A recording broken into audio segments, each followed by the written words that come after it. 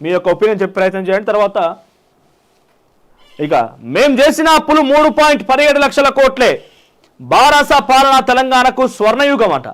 మేడిగడ్డ బ్యారేజ్లో తప్పు జరిగితే సరిచేయండి, మొత్తం కాళేశ్వరంపై నిందలు వద్దు, కేటీఆర్ వ్యాఖ్యలు. శ్వేతపత్రం విడుదల. ఇక బారాస పాలనలో తెలంగాణ అగ్రగామి రాష్ట్రంగా ఎదిగిందని ఆ పార్టీ కార్యనిర్వాహక అధ్యక్షుడు మాజీ మంత్రి కేటీ రామారావు అన్నారు. ఈ ప్రగతి ప్రస్థానం దేశ చరిత్రలో ఒక సువర్ణ అధ్యాయమని, అభివృద్ధి సంక్షేమంలో తమ పాలన స్వర్ణయుగమని సృష్టించిందని పేర్కొన్నారు. ఇక తమ ప్రభుత్వం 3.17 లక్షల కోట్ల అప్పులు మాత్రమే చేసిందని స్పష్టం చేశారు. పేదరికాన్ని అనేక రేట్లు తగ్గించామన్నారు. అయితే ఇక్కడ వాస్తవానికి ఏంటంటే ఒప్పుకోని ఏమొప్పుకున్నాడంటే 6.71 లక్షల కోట్ల అప్పులు ఉన్న మాట వాస్తవం. కానీ నేరుగా ప్రభుత్వమే చెల్లిస్తుందని తీసుకొచ్చిన అప్పులు ఎంత? 3.17 లక్షల కోట్లు. ఇందులో ఏం లేవంటే విద్యుత్ సంస్థలే లేవు, వీళ్ళు చెప్పిన దాంట్లో విద్యుత్ సంస్థలే లేవు. ఆ తర్వాత వివిధ కార్పొరేషన్ల ద్వారా తీసుకొచ్చిన అప్పులు లేవు. దీంట్లో కేవలం ఏంటంటే రాష్ట్ర ప్రభుత్వం తీసుకొచ్చిన అప్పులు మాత్రమే. రాష్ట్ర ప్రభుత్వం పథకాల కోసం ఎఫ్ఆర్ఎంబి నిబంధనలలో లోబడి 3.17 లక్షల కోట్లు తీసుకొచ్చింది. ఇక మిగిలిన ఏవైతే 3 లక్షల కోట్లు ఉంటాయో ఈ 6,71,000 కోట్ల దీంట్లో శ్వేతపత్రంలో కాంగ్రెస్ పార్టీ చెప్పింది ఏంది? శ్వేతపత్రం విడుదల చేసినప్పుడు వాళ్ళు విద్యుత్ సంస్థల అప్పులు లెక్క కట్టిరు, పౌర సరఫరాల అప్పులు లెక్క కట్టిరు, పూర్తి అప్పులు లెక్క కట్టి వాళ్ళు 6,71,000 కోట్లు చెప్పారు. కేసీఆర్ ఏం చేసినంటే కేవలం కార్పొరేషన్ల దగ్గర తీసుకొచ్చిన అప్పులు తగ్గించి కేవలం రాష్ట్ర ప్రభుత్వం తీసుకొచ్చిన అప్పులు ఇవే అని చెప్పి వాళ్ళు స్వతహాగా చేసిన అప్పులని 3.17 లక్షల కోట్లు అని చెప్పారు. ఇక్కడ ఏంటంటే అంతకంతే ఇటేసుకొచ్చినా అటేసుకొచ్చినా అప్పులు గవే అప్పులు, కానీ 3.17 లక్షల కోట్లే అని చెప్పి కేటీఆర్ చెప్పడానికి కారణమైంది. మరి 3 లక్షల కోట్ల డిఫరెన్స్ అయితే రాదు కదా వాళ్ళకి వీళ్ళకి. అధికారులు చేసిన దానికి గతంలో ప్రభుత్వంలో వీళ్ళకి అంత డిఫరెన్స్ రాదు. ఇక్కడ విషయం ఏంటంటే కేవలం నేరుగా ప్రభుత్వమే కడుతుంది చెల్లిస్తుందని చెప్పి తీసుకొచ్చిన అప్పులు ఇంత. వివిధ కార్పొరేషన్లు, పౌర సరఫరాల కార్పొరేషన్ సంబంధించి కావచ్చు, తర్వాత విద్యుత్ సంస్థల అప్పులు కావచ్చు, ఇవన్నీ కూడా తీసుకొచ్చిన అప్పులు ఎంత అంటే మొత్తం కలిపితే 6.71 లక్షల కోట్లు. 50 లక్షల ఆస్తులు సృష్టించినమాట. సెక్రటేరియట్ వాళ్ళు చేసింది, అంబేద్కర్ విగ్రహం. కేటీఆర్ మాట్లాడుతూ ప్రపంచమే అబ్బురపోయే విధంగా, ఆకాశమే ఆశ్చర్యపోయే విధంగా ఆకాశం మధ్యలో అంబేద్కర్ విగ్రహాన్ని దళితుల ఆత్మగౌరవాన్ని కాపాడే విధంగా కట్టడి చేస్తామని అంటున్నారు. దళితుల ఆత్మగౌరవం మీరు కాపాడాలంటే మీ నియోజకవర్గంలో నేరెళ్ల బాధితులను 3rd డిగ్రీ ప్రయోగిస్తే మాట్లాడేటువంటి మీరు 3rd డిగ్రీ పెట్టి వాళ్ళను నానా హింసల గురి చేసి నటట ముంచిర్రు. దళితుల ఆత్మగౌరవం కాపాడండి, ఇదే దళితుల ఆత్మగౌరవం కాపాడేది. దళితులకు సంబంధించి ఎన్నో లాకప్ డెత్తులు, అదే దళితుల ఆత్మగౌరవం కాపాడింది.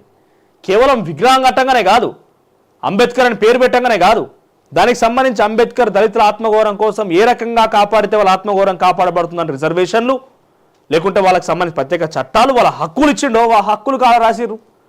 ఆ విగ్రహం కనబడితేనే కేవలం విగ్రహం మీరే చెప్పరు, విగ్రహం ఒక్కటే అంబేద్కర్ ఆత్మగౌరవమా అంటే దళితుల ఆత్మగౌరవమా? అంబేద్కర్ విగ్రహం ఒక్కటే దళితుల ఆత్మగౌరవమా, లేకుంటే వాళ్ళ హక్కులు రాయకుండా వాళ్ళను సంక్షేమ దిశగా పయనించే విధంగా చేయడం వాళ్ళ ఆత్మగౌరవమా?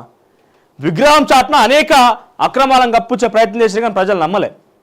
నేరుల బాధితుల దాడులు కావచ్చు, దళితుల లాకప్ డెత్తులు కావచ్చు, ఎక్కడికక్కడ వాళ్ళని హింసించడం లాంటివి కావచ్చు, ఇవన్నీ ఆ విగ్రహం చాటున కప్పిపుచ్చే ప్రయత్నం గత ప్రభుత్వం చేసిందన్నట్టుగా ప్రతిపక్షాలు చేసినాయి కానీ, ఆరోపణలు చేసినాయి కానీ, ప్రజలు ఆ విగ్రహం చాటున వాళ్ళ యొక్క ఆత్మగౌరవం ఇది కాదని చెప్పి సరైన నిర్ణయం తీసుకొని ఈసారి ఏం చెప్పాలో సరైన సమాధానం చెప్పారు.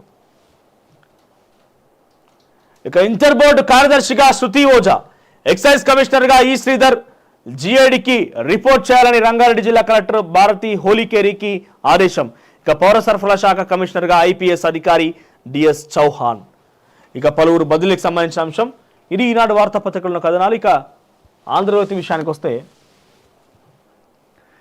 సీఎం సమీక్షకు సంబంధించి సేమ్ అయితే ఏమి ఉండబోతున్నట్టు పథకాలంటే మహాలక్ష్మి, గృహజ్యోతి, ఇందిరమ్మ ఇల్లు, చేయూత, రైతు భరోసా, అన్ని 5 పథకాల పంచట.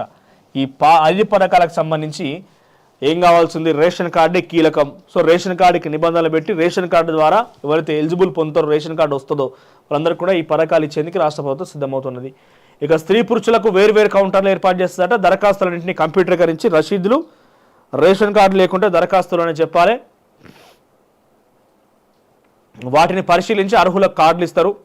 ఇంటికి వెళ్ళే లోపే బదిలీలు ఉంటాయి. కొంతమంది పనితీరు బాగాలేదని ముఖ్యంగా నిన్న రేవంత్ రెడ్డి సమీక్ష చేసినప్పుడు చెప్పిండట, వాళ్ళ ఇంటికి పోక ముందుకే వాళ్ళకి బదిలీలు ఉన్నాయట. సీఎం రేవంత్ రెడ్డికి స్వల్ప అస్వస్థత, 3 రోజులుగా జ్వరం, గొంతు నొప్పి. ఇంకా 50 లక్షల కోట్ల ఆస్తులు సంపాదించినామని చెప్పి కేటీఆర్ చెప్పిన మాటలు ఇప్పటికీ దాని గురించి మనం మాట్లాడుకున్నాం.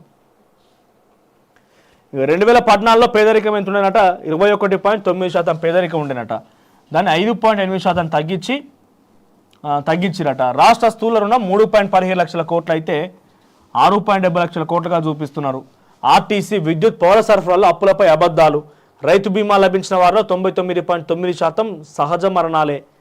అవన్నీ ఆత్మహత్యలు అనడం సీఎం తెలివితేటలకు నిదర్శనం. శాఖల వారీగా ప్రభుత్వంపై బీఆర్ఎస్ షాడో టీంలు.